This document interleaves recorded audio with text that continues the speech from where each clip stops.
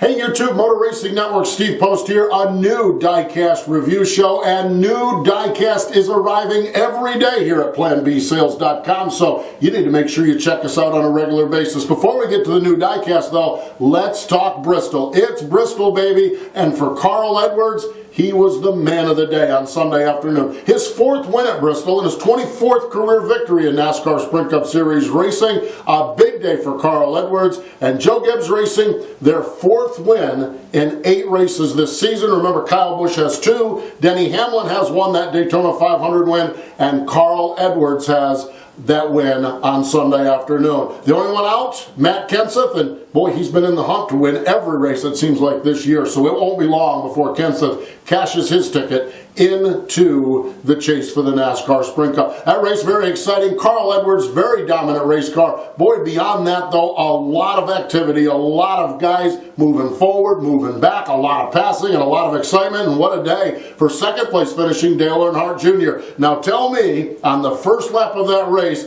did you believe Junior was going to come back to a second place finish? I know I didn't. When they had the electrical problem and lost a couple laps before nearly the green flag even went in the air, but Dale Earnhardt Jr. and his crew rallied back for a good day. Solid day for Kurt Busch, his best finish of the year, a third place run. Super rookie, well, we got 2 of them, but super rookie Chase Elliott, his career best finish, a 4th place run, and it looked like at one point in the afternoon he might be challenging for the win. And how about Trevor Bayne with Jack Roush's team, a 5th place run. This is the first top 5 finish for Trevor Bayne since he won the 2011 Daytona 500. It was good to see Trevor get a 5th place run, and I know it didn't work out well for Stenhouse or Biffle, but it was good seeing them up in the top 10 as that race was unfolding. So kudos to Trevor Bayne, but really the story of the day, in my opinion, beyond Carl Edwards winning it, was Matt DiBenedetto. The BK Racing team, we have talked so much over the course of time about the BK Racing team in the sport. Ron Devine, the owner of that team, just one of the really good guys. They put 4 cars into the Daytona 500. We thought that might be the highlight of the season.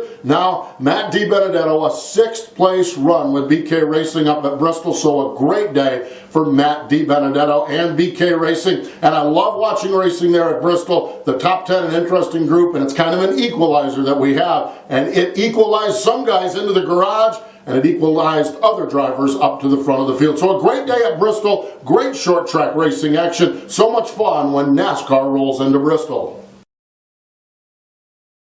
All right, now with Bristol out of the way, let's talk Diecast, and we have some beauties to show you this week. The Flashcoat paint scheme. The Flashcoat paint scheme is an interesting scheme in that it maybe lessens the vibrancy of the colors, but it gives them an incredible shine. And matter of fact, when you hold the cars up next to the light, you can actually see the vibrant colors just reflecting off the car. Very, very shiny, very, very good looking race cars we have with the Flashcoat scheme. Down here on the end, we've got the Nature's Bakery Chevrolet of Danica Patrick, in stock and ready to roll, 1/24th scale of course. Carl Edwards Stanley Tools car is available, and we have the DeWalt Made in America car for Matt Kenseth, those 2 from Joe Gibbs Racing. Moving on to Hendrick Motorsports here for just a little bit, we've got super rookie Chase Elliott's Napa Chevrolet available in the Flashcoat scheme, and his teammate Jimmy Johnson's Lowe's Chevrolet, the classic Lowe's paint job done in the Flashcoat paint finish. We've got Dale Earnhardt Jr.'s Nationwide car. Nationwide is always on your side,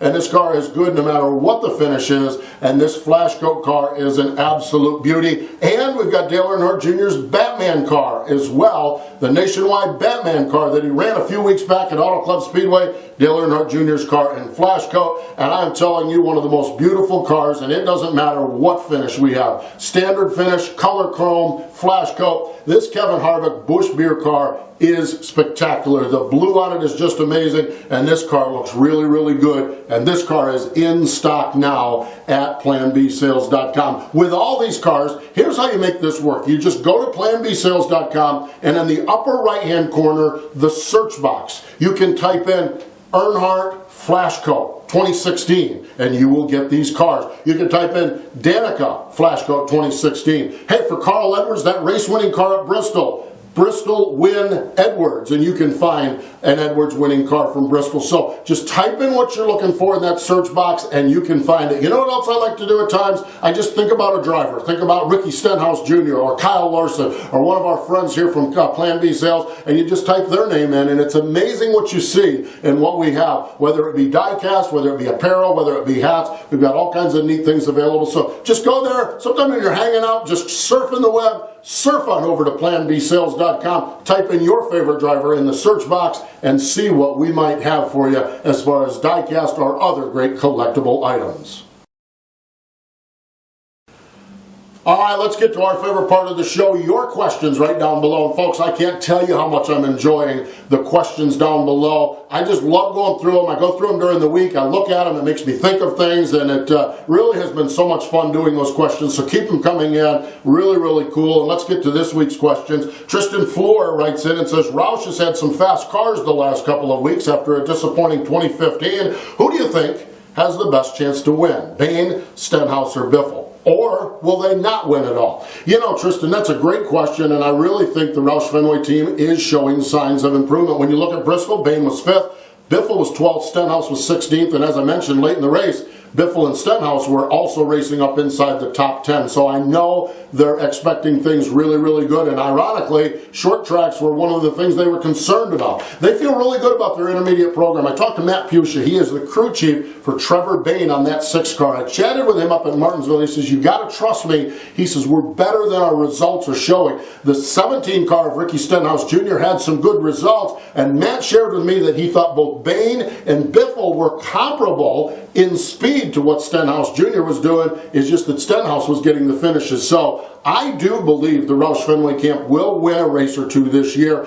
and I think it's going to be interesting to see who does get that win. I think conventional wisdom is it's tough to win races and tough to win first-time races. So while Ricky Stenhouse Jr.'s performance has been the best, it is kind of tough to get that first win. Ironically, I had picked Stenhouse to win at Bristol on a Raceline television program. I really thought he would fare a little bit better up there. I'm going to go with the first win, going to be Greg Biffle. You know, there is a knack, there is a skill, there is a knowledge that drivers have to winning races, and Biffle has won more than any of the other drivers over at Roush Fenway Racing. So I do think Roush Fenway wins a race, and I think Greg Biffle is that driver to get the win this year. Maybe Stenhouse or Bain gets one as well, but I think put me down for Biffle for one at least this season. Busch Light Cup Series says, will the new Xfinity Series and Camping World Truck Series chase affect performances?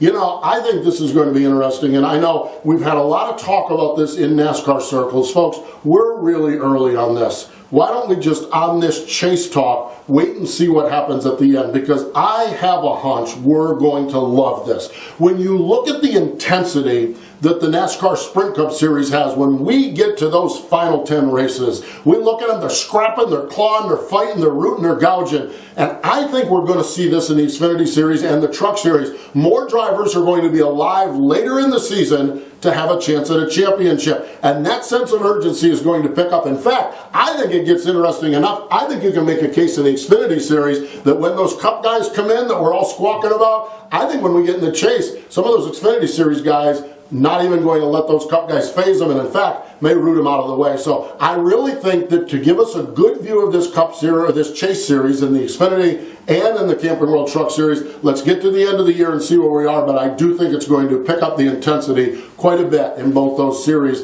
late in the day. I know talking to the teams and the crew chiefs, they're focusing on those last 7 races because they know there's a championship chance for those teams that qualify for the chase. Final question is actually 2 questions. Racendale 725 and DHL Cup Series. Racendale says, do you think Brian Vickers will get a full-time ride after Tony comes back or next season? And DHL Cup Series says, do you think Brian Vickers could get a ride in the 100th running of the Indianapolis 500? You know, great questions. And I think in both cases, I think Brian Vickers is capable. I think when we talk about the NASCAR schedule and NASCAR roster of cars, I just don't know what's available for Brian Vickers, and I don't believe Brian's going to be one of those drivers that's going to be happy getting in one of the backmarker team's car. Now, I could be wrong, but I believe Brian Vickers wants to be in top running equipment like he's enjoying with Tony Stewart. So that being said, my question is, what's going to be available for him? And I just don't know if I see anything available. Now to the Indianapolis 500, Brian is talking with Sam Schmidt. He is with Schmidt Peterson Motorsports, and they have narrowed their search of drivers for this May's running of the Indy 500 down to 4 or 5 drivers, and it could be any day. As a matter of fact, the decision could be made by the time you watch this video. I think my personal opinion on it is it's getting late for this year for Brian Vickers to take a crack at Indy. That doesn't mean he doesn't get the ride, and that doesn't mean he doesn't do it, but I think it's going to be late. But here's where Brian Vickers is, and this is really bigger than racing. This is where he is in life, and I think we all could take a little bit from Brian. We know he's had the blood clot issues, and we know that at times it's been life-threatening issues that he's faced along the way. Brian is kind of in that spirit where he doesn't matter it does not matter to him what he races as long as he's racing for wins. Whether it's a Le Mans sports car, or whether it's the Indy 500 this year, or maybe now that his sights are set on it, next year, getting in an Indy car, getting some race time, or the NASCAR Sprint Cup Series in a good quality ride. I think Brian Vickers, the rides that he chooses, and they may be few and far between, or they might be all over the place, are going to be race-winning rides. So I'm not sure where Brian Vickers ends up. It's been fun watching him wheel Tony Stewart's car, and it is going to be fun to see where his road takes him as he continues on his journey, which has been fascinating with all of the medical issues that he's worked his way through. And the next task for everyone to work their way through is Richmond International Raceway this weekend. This is great because this video is loaded on Tuesday, April 19th. Did you know that 63 years ago today, April 19th, 1953, the first ever race at the Richmond Fairgrounds. That's 63 years ago, and Lee Petty won a whopping $1,000 top prize. So celebrating 63 years of great racing is the Richmond International Raceway, then known as the Richmond Fairgrounds. When we look at current drivers, Kyle Busch leads the way. No shocker there with 4 wins. 3-time winners up at Richmond are Dale Earnhardt Jr., Kevin Harvick, and Jimmy Johnson. 2-time winners Matt Kenseth, Denny Hamlin, Kurt Busch, and Clint Boyer. And lone race winners Casey Kane, Brad Keselowski, Ryan Newman, Joey Logano, and Carl Edwards. Last year's winners, Kurt Busch and Matt Kenseth. Remember, this is a day race for the first time scheduled to be a day race on Sunday afternoon, but that win a year ago for Kurt Busch, that was a day race because it was rained out on Saturday night. So daytime racing, last year's winner of this race was Kurt Busch. Matt Kenseth won at Richmond in the fall. So that'll have it as far as our Richmond preview. When we come back, our question of the week. And finally, it's time for our question of the week. Folks, I've got to tell you something. I watch these every day looking at this YouTube page, and I love them. I was laughing out loud. One of you last week was talking about a Teletubby, someone dressed up as a Teletubby flipping the bird to the cars on the racetrack. Love that. Remember, someone recalled the Tony Stewart helmet toss at Matt Kenseth. That was a good one. A lot of you like Jeff Gordon's car up there last year, the Rainbow Warriors car coming back. I guess one of you mentioned Terry Labonte and Dale Earnhardt back in the day. Kyle Busch getting the win, the first win in the car of tomorrow, gets in victory lane. How was the race? The car sucks, was his opinion of the car of tomorrow.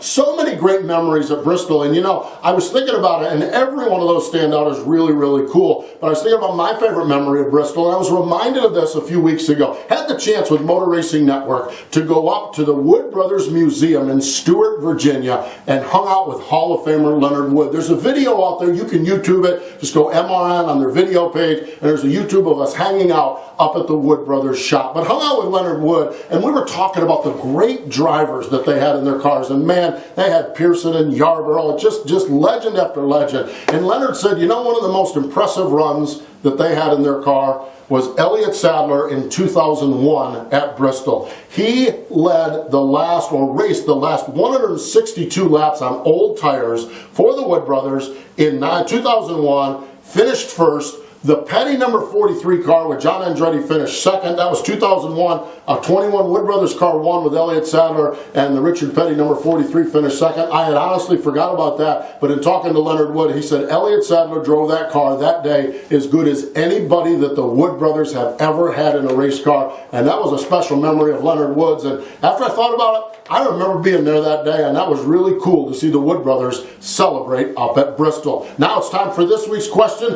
and I love the vein we're in with your favorite memory of the racetrack. So this week we're going to Richmond. What is your favorite Richmond memory? That's our question of the week. Type it in down below. We'll share some of your answers and share my favorite Richmond memory next week here on the Diecast Review Show. Again, great diecast available at planbsales.com. You can find all of these great Flashcoat cars, Carl Edwards race winners, or all of your other favorites. Again, that's planbsales.com. We love that you guys are getting involved with us here on YouTube. We have the comments below. Feel free to mention your comments here. Follow us on Twitter at Plan B Sales, and we'll keep you informed on what we have. And please get some back and forth conversation going, because we love talking racing and love talking with you race fans out there, and we appreciate the business you do give us.